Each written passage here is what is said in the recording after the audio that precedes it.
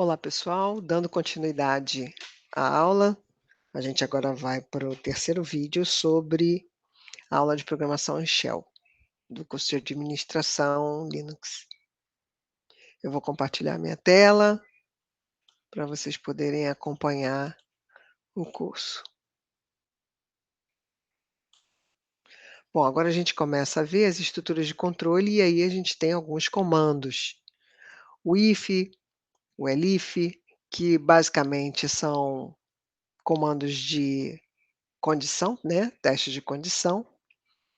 E o for, o while e o until, que são comandos de repetição, e o case, que é uma variação de uma condição, só que com várias alternativas para poder fazer a avaliação da condição. Ou seja, se permite que várias condições possam ser avaliadas. Então a gente vai ver cada um deles agora. Aqui eu já começo dando um exemplo sobre a criação do comando if, onde eu tenho aqui o teste. E para eu poder identificar essa condição aqui, eu identifico o abre colchete, o espaço, o teste e outro espaço e fecha colchete. Então ele observa bem aqui que você deve ter espaços entre o abre e fecha colchetes e a condição ou as condições que serão avaliadas. Aqui nesse caso, ele está perguntando se o número de parâmetros é igual a 0 para esse script aqui, tá? Então ele vai perguntar se o número de parâmetros é igual a 0, se for igual a 0, ele coloca aqui o nome do script, que é o $0, né, que é o primeiro argumento, e exibe a mensagem que o usuário tem que formar alguns valores inteiros, tá? Aqui seria a utilização desse roteiro, né, desse script, onde ele aqui transforma o roteiro em executável e depois ele chama pelo nome e fornece um argumento. Aqui ele está fornecendo um argumento positivo, aqui um argumento negativo, e aqui é a falta do argumento que dá aquela condição que foi testada no if, tá? Um outro exemplo é usando o comando elif, só que agora eu tenho outras condições a testar. Então aqui ele dá uma string, inicializa, ele exibe essa string, depois ele inicializa uma variável através de uma leitura, esse time of day, e aí ele verifica se time of day é igual a yes, que é uma string que ele recebeu na entrada padrão.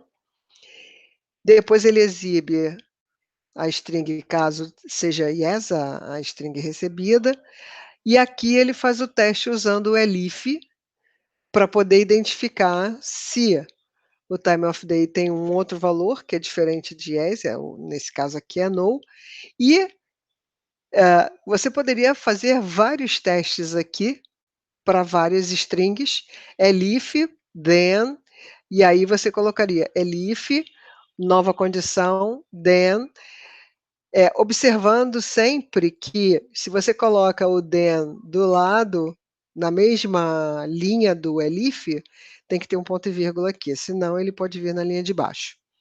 E aqui eu tenho o else, e aqui ele executa uma série de coisas, né?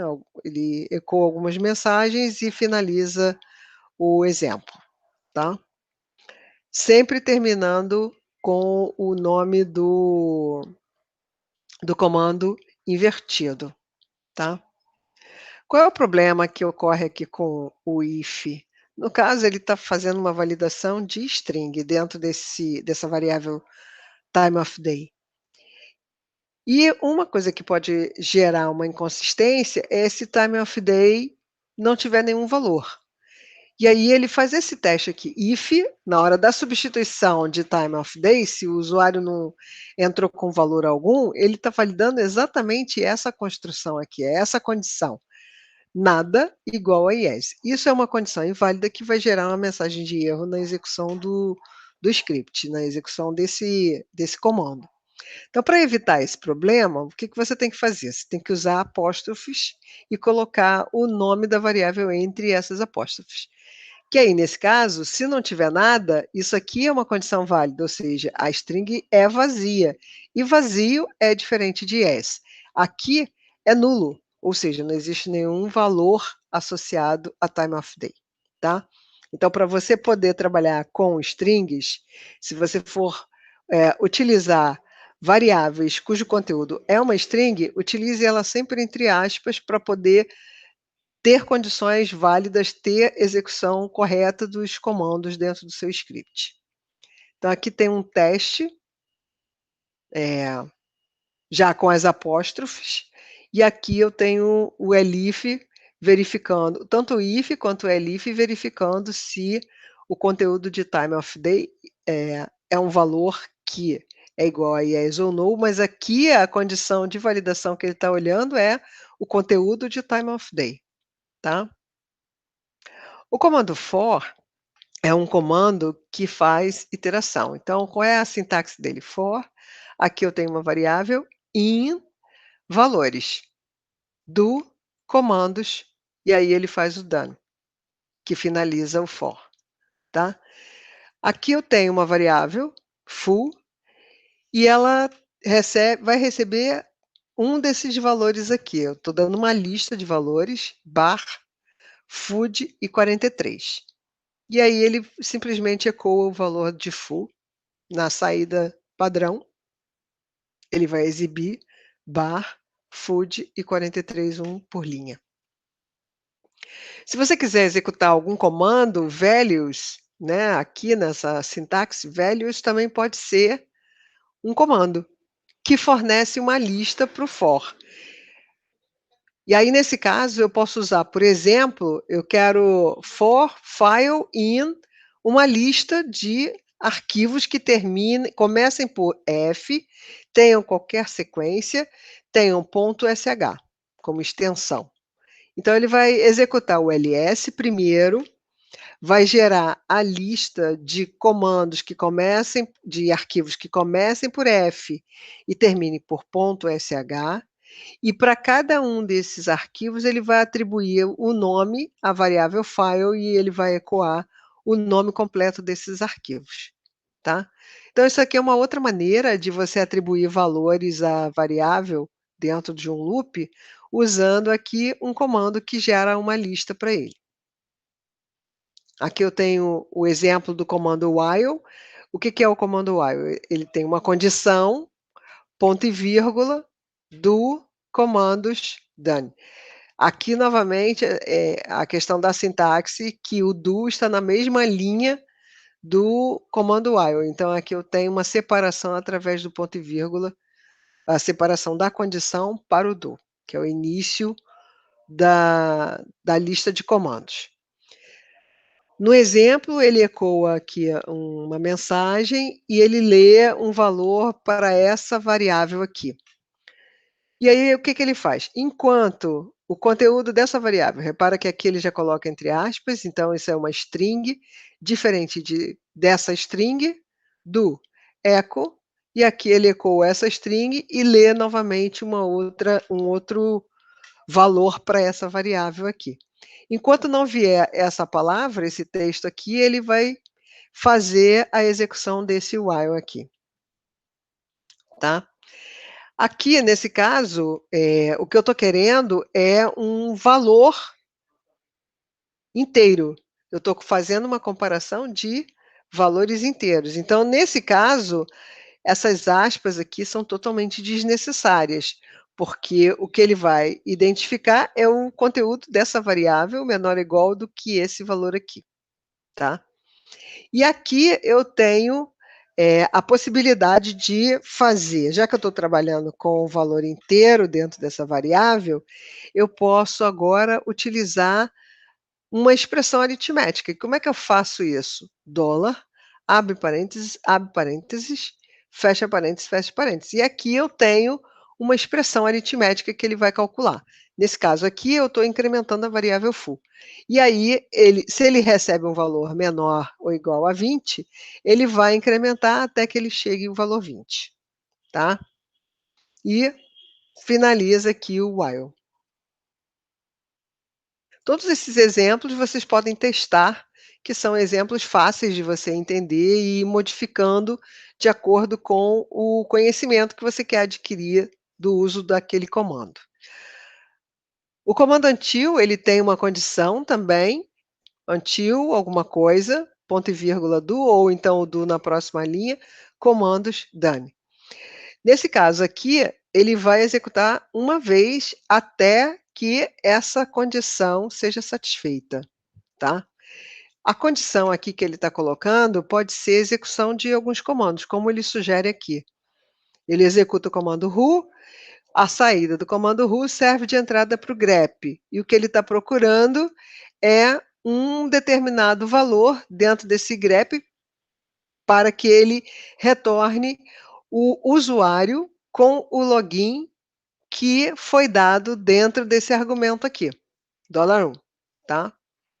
Então, enquanto ele não verifica dentro desse who que o usuário que ele precisa está conectado na máquina, ele dorme, ele faz o processo dormir durante 60 segundos, tá?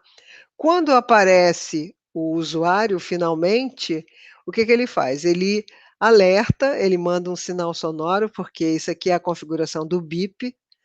Se a configuração do bip estiver identificada na sua máquina, ele vai emitir um bip, né, ele vai emitir um alerta sonoro. E vai imprimir na tela essa mensagem aqui, dizendo que o usuário está conectado no sistema.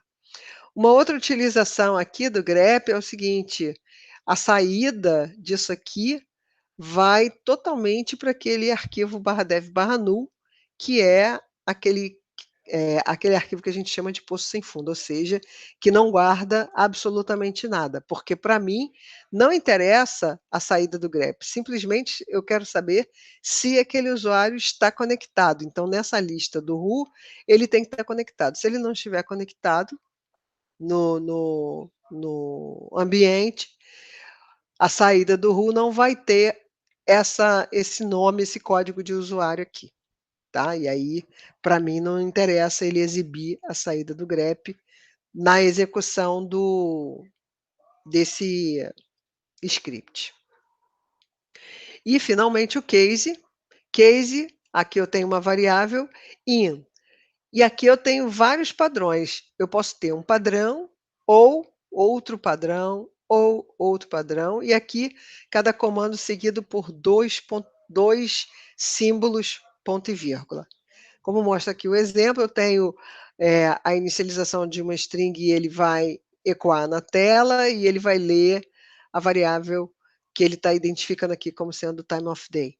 Depois ele vai usar esse conteúdo dessa variável e ele vai identificar aqui as condições dentro desse case para ele fazer a execução desses comandos. Aqui ele só está ecoando as mensagens e cada mensagem, cada final de mensagem tem dois pontos e vírgula, tá? E ele executa o primeiro comando que combina e aí ele finaliza. Essa opção aqui é a opção default, ou seja, se ele não combinar nenhuma dessas anteriores, ele entra aqui e faz essa sequência de comandos. E aqui no final, ele tem o case ao contrário, para poder finalizar o início aqui finalizar o comando case. Tá? Aqui eu tenho uma outra forma, onde ele agrupa alguns padrões que você pode fornecer aqui dentro dessa variável, yes ou yes maiúsculo, com y maiúsculo, tudo em maiúsculo. E aqui eu tenho o asterisco, que é aquele metacaractere que expande vários valores. Então, aqui nesse caso, ele não vai considerar apenas o no, né? Como aqui a gente está sugerindo yes ou no, ele não vai considerar apenas o no, ele vai considerar qualquer coisa que venha com um N maiúsculo ou um N minúsculo na frente. Então tem que ter cuidado na hora de usar esse caractere de expansão aqui para não combinar uma string que você não queira. Tá? E aqui eu tenho uma utilização, é uma forma de representação desse padrão aqui, só que aqui eu estou colocando uma lista, um set, um conjunto, onde eu tenho N asterisco ou N maiúsculo asterisco, tá. E aqui a execução de cada um desses comandos. Aqui a gente finaliza mais uma parte da aula e depois a gente vai para o quarto vídeo que finaliza as aulas de comando shell.